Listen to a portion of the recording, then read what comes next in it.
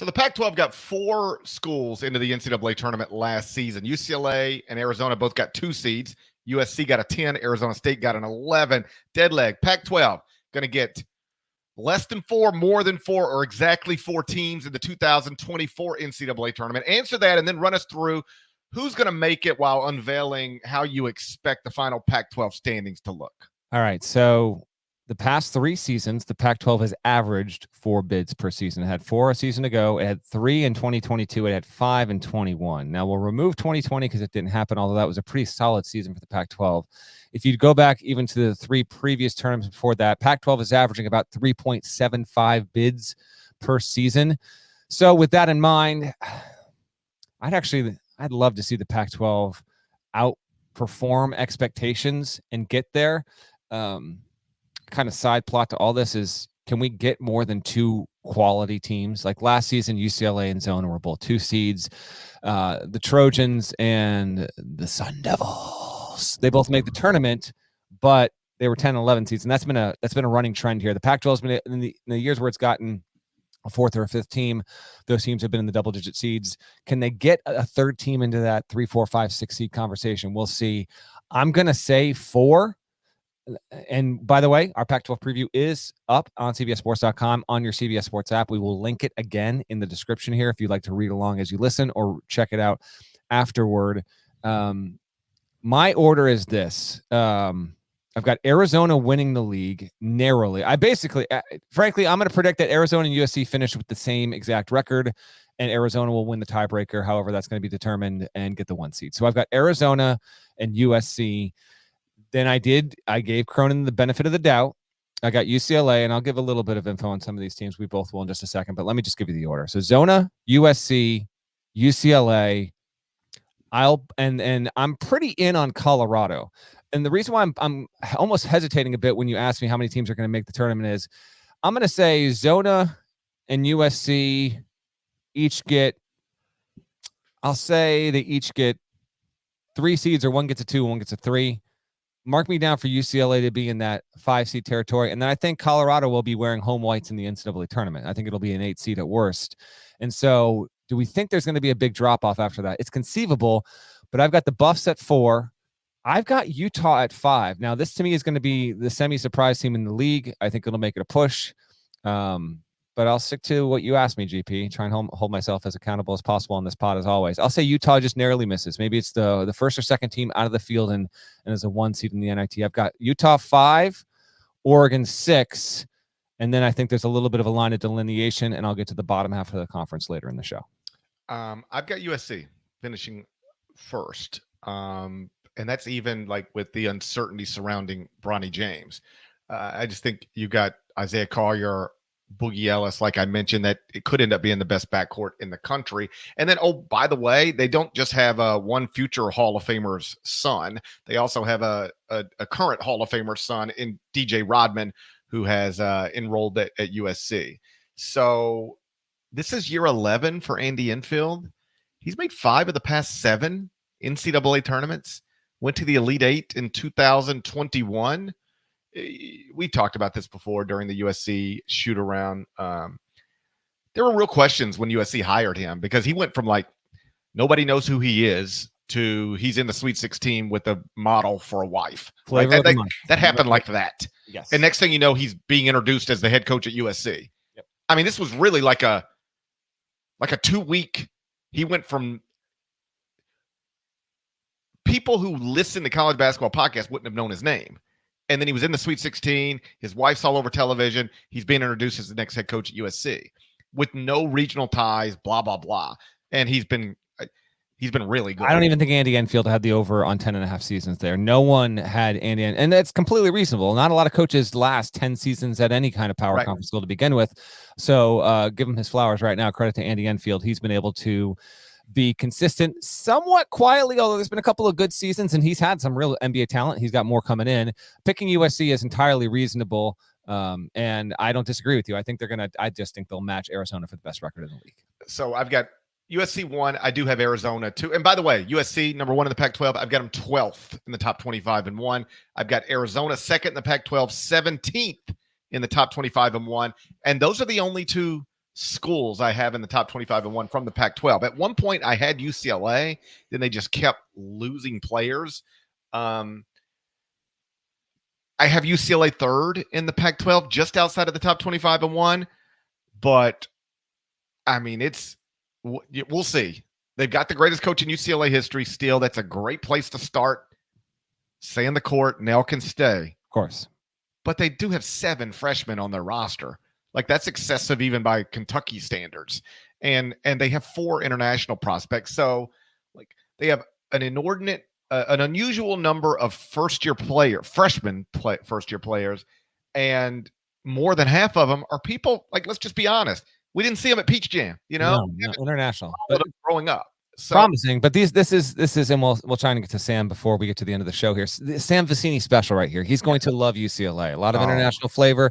He's all too familiar with it. Sam, give us a few minutes. We'll see if we can get your thoughts on this. But how about this? So the Pac-12 Media Day was earlier this week, and it was on Wednesday, in fact. And as always, by the way, if the Mountain West and the Pac-12 merge, can we have the powers that be at the Mountain West, fix this permanently? This just outright idiocy of the Pac-12. The preseason.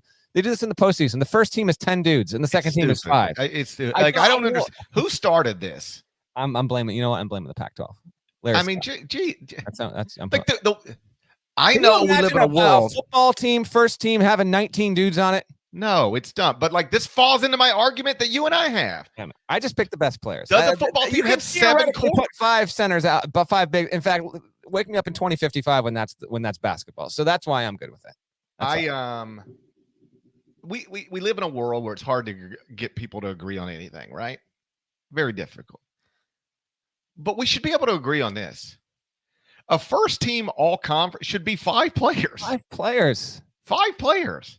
This might be 11. Hold on. 1, 2, 3, 4, 5, 6, 7, 8. No, okay, it's 10. I was about to throw the headphones off as well. But 10 on the first team, 5 on the second. Really? That's what we're doing? No wonder your league fell apart. No wonder your league fell apart. Your game's on refrigerators, and you got 10 players on a 5-person team. Anyway, the reason I bring this up, Parrish, is that UCLA has 1 player projected to be a top 15 guy per the preseason from the league, from coaches and media, and it's a Dembona who's deserving, and he's 1 of 10 on the first team, but there are no other Bruins there, and that's because they lost so much. Jaime Jaquez gone, Jalen Clark gone, Tiger Campbell gone, David Singleton gone, Amari Bailey gone. They combined to give UCLA 65 points a night. So 5 guys on the 5, 6. You said there are 7 freshmen? 7 freshmen, 4 internationals. And I think 6 guys don't have any college experience there. Bona's the most statistically proven guy that's back. So we are going to give Cronin the benefit of the doubt, but let's just wait. Like, if you tell me UCLA's got some stumbles early, I'm going to absolutely believe you, but we'll see on that. And on UCLA real quick, credit to the Field of 68. Jeff Goodman and Rob Doster went out to Pac-12 Media Day, and they sat down and they interviewed coaches. And I saw this clip they shared on Wednesday night. Because there's going to be the split and UCLA is going off to the Big Ten. Yeah, that's really happening, folks. And Arizona is shifting off to the Big 12. Tommy Lloyd and Mick Cronin have been in contact consistently about making sure that the Pac-12's best rivalry stays in place. Now, there is nothing in agreement right now.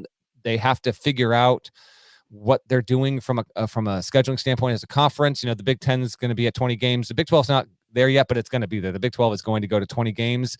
And so it just gives, fewer non-conference scheduling opportunities theoretically, but they both want to do it.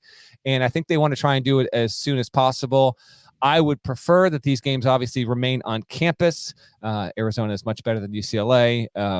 But it's inspiring to see, because it's all too easy to envision something like this happening and coaches kind of being like, yeah, it's just, I hate it, but we'll just try and figure out what we can moving forward. That's not what this was. Cronin and Lloyd are both vocal and intentional about making sure that these teams play each other. Whether that means absolutely every season, I don't know, but it looks like they're going to try and continue to do as soon as possible. That's a really, really important and good thing for West Coast basketball. And if we can get, we won't get these games in January, February, the last, weekend of the year, but that's fine. If you tell me we can get Wildcats, Bruins almost every season at some point in November and December, that's a huge, huge thing. And hopefully they can make it happen. So the top 3 for me: USC, Arizona, UCLA. After that, I do have Colorado. You mentioned it. Colorado's another team I've considered for the top 25 and one. This might be the best roster Tadbull has ever had. He does have the highest rated recruit in school history, Cody Williams. Is he really? Wow. Okay. Yeah, that's all relative. I mean, that's relative to what 247 in the past like 24 years or so. That's right. Yeah. Yeah. He is recognized as the highest rated recruit in history until Coach Prime has something to say about it. Well, that's well, I have this in my notes here. Like, is Colorado hoops going to feel the Prime effect? Although we'll see if the Prime effect is still in effect by the time the basketball season starts. But nevertheless, we'll see about that. Hopes are high in Colorado. Cody Williams should be the second best freshman in the conference to Collier. He's that kind of player, and he's not the best player on the roster. Tristan Da Silva is a stud. He's even not, I don't even think he would be a sleeper pick to win Pac-12 Player of the Year. I think what he can do in the front court, and kind of they can move him around. I think he's got a chance to be a stat stud. And then they got Eddie Lampkin, who's now come by way of TCU. He's on the roster. And then KJ Simpson. Did he make the second team? KJ Simpson's got a case. Is he on this? I mean, hell, I think I made this. He's one of the 10 on the first team. Like, he's one of the 10 on the first team in the Pac-12. So, preseason wise, KJ Simpson, who's going to run this offense, considered a top 10 player. Colorado is only fourth, I think, for both of us because we are giving Cronin the benefit of the doubt. But it is entirely possible that Colorado winds up being a better team than UCLA. Although in the Pac-12 preseason poll, Colorado was actually 5 and Oregon was 4. After that, I've got Arizona State at 5. Both high on them. Okay. They got Adam Miller from LSU. Bobby Hurley's coached in 3 of the past 5 NCAA tournaments. We might have reached the point where he deserves some benefit of the doubt as well. Oregon at 6th. And then after that, I do think is where we start to break away a little bit. I had Stanford 7, Utah 8, Washington 9, Cal 10, Washington State 11, Oregon State 12. But I do think once you get past Oregon, that's where it starts to fall off a little bit for me. Yeah, I'll get to those in just a second.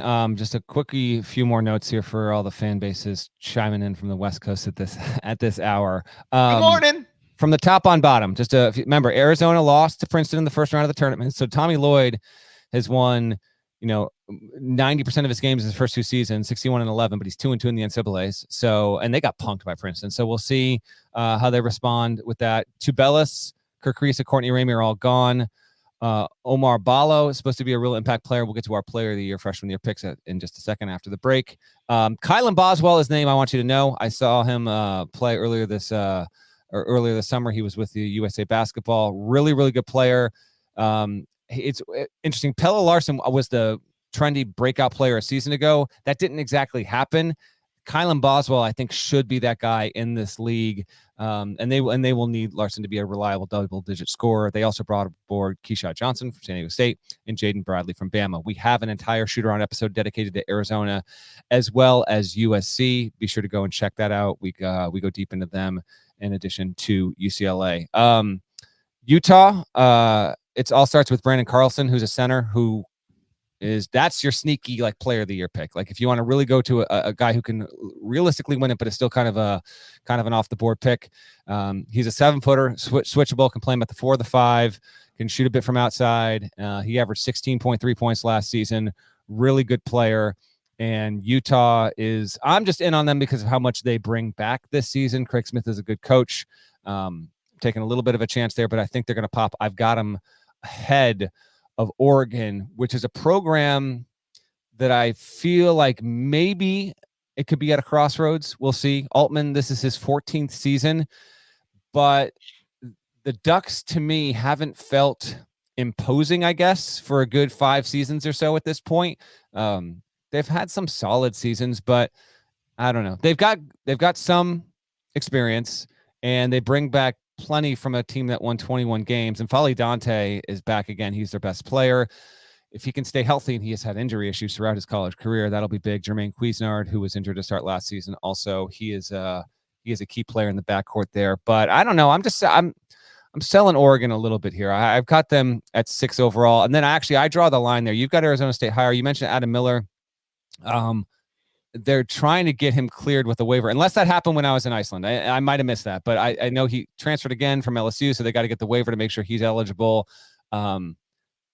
Hurley did not bring aboard really like a proven transfer, but he has been a good coach, and he's made the NCAAs in 4 of his 8 seasons, which is, is a hit rate that no other coach in ASU history has been able to do, GP. Frankie Collins, Jemiah Neal is the backcourt there, and they're going to wind up determining how far they go. But I don't have Arizona State in contention to make the NCAA tournament. I've got them in the top of the bottom half of the Pac-12.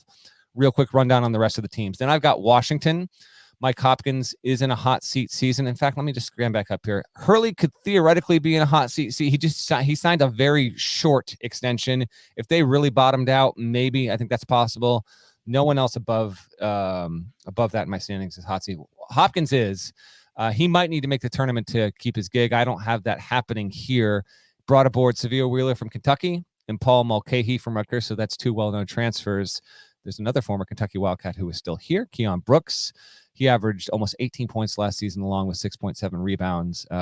Braxton Mia is a 7'1" dude who can get up and down the floor and could be good for 10 double-doubles this season. I like Washington to be a little bit of a spoiler, but I don't see the Huskies really threatening to be top 5. Then I've got Stanford, and this is the team that I'm willing to admit I could be just totally misfiring on. I think there's a chance that Stanford really surprises people and works into that top 5. Haas went 14-19 last season. He has been with this program for 7 seasons and not yet made the tournament. He was probably the most surprising coach that kept his job, considering what the team was doing. We've actually had some commentary on this show about Stanford a couple of times over the past 12 to 18 months. GP and I, when we were coming of age in our college days, and actually GP was about 10 years out of college back when Mike Montgomery was there. I graduated with Mike Montgomery. We remember Stanford as being like a legitimate national power, top 10. They went to the NCAA tournament every year, and they got multiple 1 seeds. It's just it's a shadow of what it once was. That said, they got Spencer Jones back. He was a 14-point scorer, and I think him coming back is going to be big. Jared Bynum comes over by way of Providence. And they've got Peja Stojakovic's son, Andre, who is on this team. We'll see how much we'll see if he starts or not, but I actually think he could be like top 3-4 freshman in the conference. So they've got stuff there, but I'm almost positive at some point, and maybe multiple points on this show in the past year, I've said I am not talking optimistically about Stanford ever again until they actually prove to me that they can do it. So this is where that falls into that category, because I got them finishing 9th. At 10th, speaking of Stanford, Mark Madsen, who, if we had said in the middle of February, Mark Madsen's going to get a power conference job, we'd have been like, yeah, he's obviously going to Stanford. No, he's going across the bay to Cal, and he did a good job in the portal. And he reunited with Fardaws Aimaq, who was the second best rebounder in the country to Oscar Tshiebwe when Tshiebwe was at Kentucky and Aimaq was at Utah Valley. When Madsen was there, Aimaq went to Texas Tech. It didn't work out whatsoever. Now they reunite. I'm interested to see what Cal can be this year. I don't expect them to be the worst team in the league. And if you're Cal, hell, that's a big step up. Then I've got Wazoo at 11, which I'm not happy about, but Kyle Smith is a smart guy. He's a good coach. I thought he'd get Washington State to the tournament like one time in his first 4 seasons. It just didn't happen. This is now his 5th year. They lost a lot off their team. In fact, let me bring this up real quick before we take our break. Washington State, all right, TJ Bamba went to Villanova. I think he's going to be a pretty impactful player. They also lost Mohamed Gueye, who did a ton for a team that played in obscurity. He was a major player. So was Justin Powell. DJ Robbins now off to USC. There's a lot gone here. They bring in Joseph Yusufu, who was formerly at Kansas, and then Drake prior to that. But there's just a lot that needs to be proven here. So I put Wazoo 11. And then Beaver Fever, look out, Oregon State at 12. Now, Oregon State brings back a higher, shouts to Torvik for this stat, brings a higher percentage back of its roster than any other Pac-12 team. But the team did win just 11 games last season. I've got them finishing last, but I'm willing to say that Oregon State, if Tinkle does a good job, like 9th is reasonable. It's a reasonable forecast. But I've got them last. And in the preseason poll, Oregon State was also picked last. Actually, it was Cal and Wazoo. So So there you have it, 1-12. We've each got 4 making the tournament. Is that right, GP, or are you going with 5? I think I'm gonna go. If you don't mind, 6? I think I'm gonna go 6. No, you do not believe that. I'm You gonna do go not. 5. I'll go 5. I'll go 5. That'd be a The really good year for consensus the top Pac-12. 4 plus my Sun Devils. And by the way, Yeah. if I ever hear you put Bobby Hurley's name and in the same sentence as hot seat again, Sun Devil. I might come through this laptop. I'm just saying, if Arizona State They're is lucky to have him. You ready? I You're lucky don't to have him. disagree with this. I don't disagree with this. He's coached in 3 of the past 5 NCAA tournaments. Even if he misses it this season, he will have the Arizona State coach will have been in half of the past 6 NCAA tournaments. What are we talking about? I know. I don't disagree whatsoever. Arizona State is lucky to have Hurley. If you look at what he's been able to accomplish there relative to every other coach that's come through there in their history, he's done a great job. But there's a ton of unknowns there. If he was not coaching Arizona State and they had that roster, I would be picking ASU 9th at best. But because he is there, that's why I've got him higher. The next Arizona State coach, whoever it is, will not be as successful as Bobby Hurley has been. All right, let's cut that, save it. So yeah, keep that one forever. All right. Keep that. It's always interesting what clips like come back around. Yeah. I got one that came back around yesterday. Nada might have seen it. Have you seen the Kai Jones one? I have not. Nada, turn your mic on. Have you seen this Kai Jones tweet? I mean, clip. I have. I the less said about Kai Jones and his unfortunate situation, the better. So it's the night of the draft. And they're like, hey, now we go to GP with his thoughts on Kai Jones. And I actually say, I don't remember saying this, but I've seen the clip now. I'm like, listen, Kai Jones might be a good basketball player someday. I'm not ruling it out, but like to date, he's never been a good basketball player at any point in his life. And some people like Hornets fans have grabbed that, and now it's popping around a little bit. So yeah, I'm not seeing it. Yeah, I'm not. So I'm glad they kept that one and keep this one. The next Arizona State coach, whoever it is, will not be as successful as the current Arizona State coach has been, Bobby Hurley. Lucky to have him. Hold on to him for as long as you can. Let's make some predictions on some awards. Oh, no, I got one more hypothetical for you. Oh, okay. Madsen has a good year at Cal. Stanford opens in March. What happens?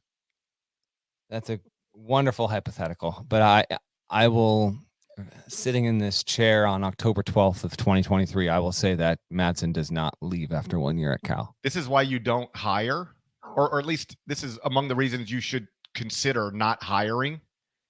You're an alum of a rival, because there's always a chance he might just want to go back home. There's absolutely the chance. Yeah. Do you know when the Ole Miss job opened before it hired Kermit Davis, Ole Miss interviewed Penny Hardaway, and ultimately, among the reasons they decided not to hire him, this is the way it was explained to me. Like, first off, it's risky hiring a high school coach, obviously. So there's a chance it could be a disaster. And so you don't want that. But what's the opposite of a disaster? He goes to Ole Miss and kills it. Well, then what's happening? Right. Memphis just comes in and hires him. Right. So they were like, we just don't. If it's a disaster, it's a mistake. And if it goes well, we'll lose him to his alma mater. So what's the point? And I could see Cal ended up in a similar situation here. Like, you made a great hire, but buddy, your rival's job might open and he might just want to go back home. I don't know. I've literally never talked to him about it, but it's just something something that popped into my head.